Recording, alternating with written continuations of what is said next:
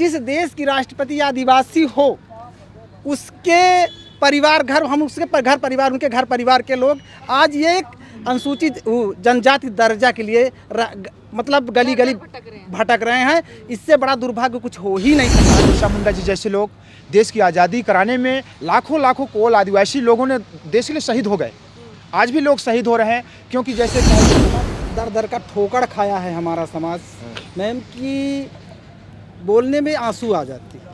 बिरसा मुंडा अमर रहे, अमर रहे, अमर रहे, बाबा साहेब अमर रहे, अमर रहे, अमर रहे, भारतीय समुदाय जिंदाबाद, जिंदाबाद, जिंदाबाद, भारतीय समुदाय जिंदाबाद, जिंदाबाद, जिंदाबाद। उत्तर प्रदेश में कोल जाति को जनजाति का दर्जा दो, दर्जा दो,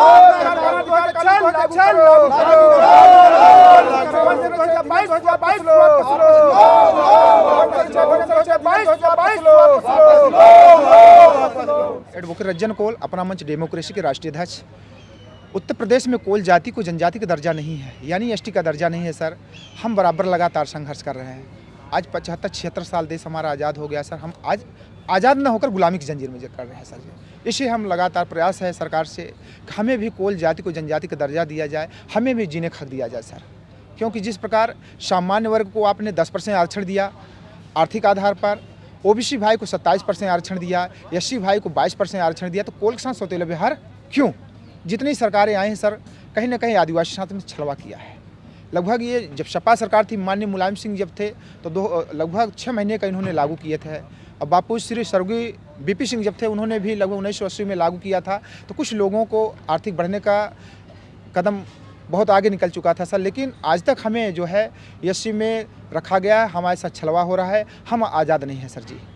तो हम चाहते हैं कि ये माननीय श्री आदित्य योगी नाथ जी से, प्रधानमंत्री मोदी जी से, माँ मुर्मू जी से मैं कहना चाहता हूँ, जो 45 लाख तो आदिवासी हैं जी सर, आदिवासी हैं, इसीलिए तो मेरी आवाज़ मीडिया के माध्यम से उनके कानों तक जाए सर।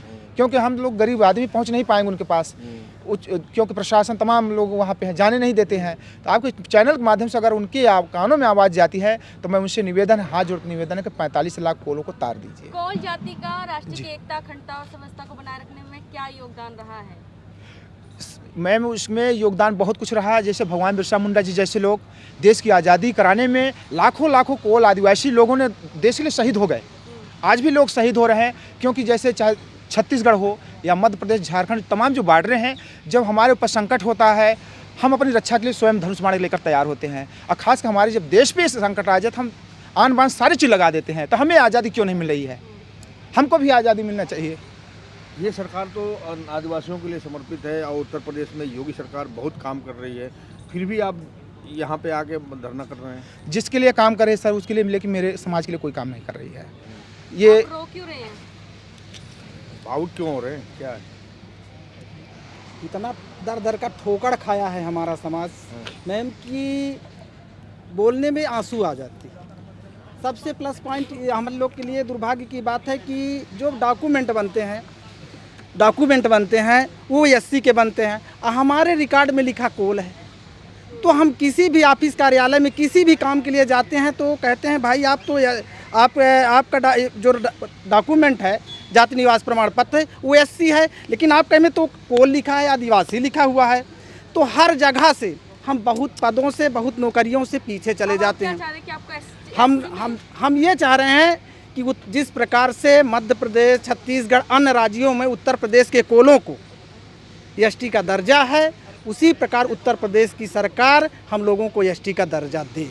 सरकार की जो योजनाएं आती हैं क्या वो आप लोगों को लाभ मिलता है उसका? देखिए ये तो दिखावा सरकार की जो तनाई योजनाएं आती हैं हमारे समित रह जाती हैं, हमारे जो गांव में तक नहीं पहुंच पाती है सर।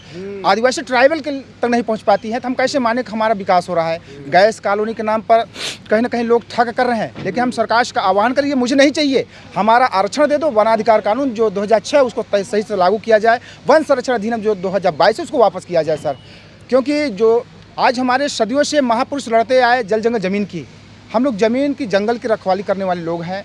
जब भी संकट पड़ा है भारत में, पूरे देश में, हम लोग अपना जो है संघर्ष करते चले आ रहे हैं। संख्या कितनी होगी हम कोल जाति की? जी मैम, हमारे जो उत्तर प्रदेश में 45 लाख कोल हैं और तमाम जो ज़िले हैं, सोनभद्र है, रापड़गंज है, चंदौली है, मानीपुर है, चित्रकूट है, बांदा, ललितपुर, महोबा, झांसी आदि जो ज़िले हैं, इसमें कोल बाहुल जो विंध्य प्रदेश हैं, लगभग जिलों में ट्राइब पहाड़ी इलाकों में, वो पहाड़ी इलाकों में हम सब बसे हैं मैडम और जी। भी कोई संगठन है जो आप लोगों का सहयोग कर हम जी सर, हमारा संगठन है भारतीय अधिकार मंच, राष्ट्रीय संयोजक। हमारे साथी नहीं, हैं और भी अच्छा अच्छा अच्छा, आप- आदिवासी हमारा हमारा तमाम चल अगर रहे हैं। आपकी मांग पूरी नहीं होती तो आगामी योजनाएं क्या है? हम आगामी योजना बड़ा क्रमिक अनशन करेंगे, हम 2 महीने बाद उग्र टाइप का उग्र टाइप का नहीं, कानून के दायरे में रह के अनिश्चितकालीन धरना प्रदर्शन करेंगे। अगर कालीन जो है धरना प्रदर्शन करेंगे, संवैधानिक तरीके से रहेंगे सर, और हम उग्र आंदोलन नहीं करेंगे, क्योंकि जब जब गरीब आवाज़ उठाता है उसको दबा दिया जाता है, लाठियाँ बरसती हैं, गोली चलती हैं, तो वो हम नहीं चाहते। संवैधानिक दायरे से रह करके हम अनिश्चितकालीन धरना प्रदर्शन करेंगे। और सबसे बड़ी बात यह है कि जिस देश की राष्ट्रपति आदिवासी हो, जिस देश की राष्ट्रपति आदिवासी हो, उसके परिवार घर, हम उसके घर परिवार, उनके घर परिवार के लोग आज ये एक अनुसूचित जनजाति दर्जा के लिए मतलब गली गली भटक रहे हैं। इससे बड़ा दुर्भाग्य कुछ हो ही नहीं सकता मैम। मैं आप लोगों को बताना चाहता हूँ, मेरा नाम है डॉक्टर ओम प्रकाश कोल, राष्ट्रीय अध्यक्ष भारतीय अधिकार मंच।